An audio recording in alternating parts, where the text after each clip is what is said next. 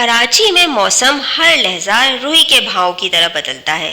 हमने तो यहाँ तक देखा है कि एक ही इमारत के किराएदार एक मंजिल से दूसरी मंजिल पर तब्दीली आबो हवा की गर्ज से जाते हैं।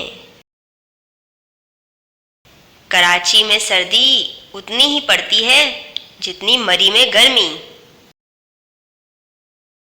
कभी कभार शहर खूबा का दर्जा हरारत जिस्म के नॉर्मल दर्जा हरारत से 2-3 डिग्री नीचे फिसल जाए तो खुबाने शहर लिहाफ ओढ़कर एयर कंडीशनर तेज कर देते हैं।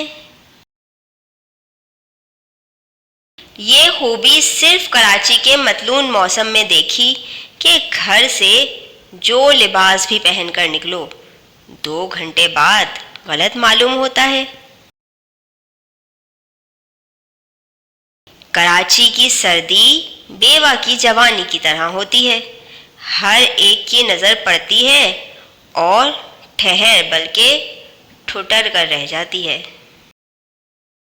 अगर आपको वीडियो पसंद आई है तो लाइक करें, दोस्तों में शेयर करें, कमेंट करके अपनी राय बताइए और अगर आपने अभी तक चैनल सब्सक्राइब नहीं किया तो चैनल सब्सक्राइब करके बेल आइकन भी दबा दें ताकि आपको हर नई आने वाली वीडियो की इत्तला मिलती रहे। Thanks for watching.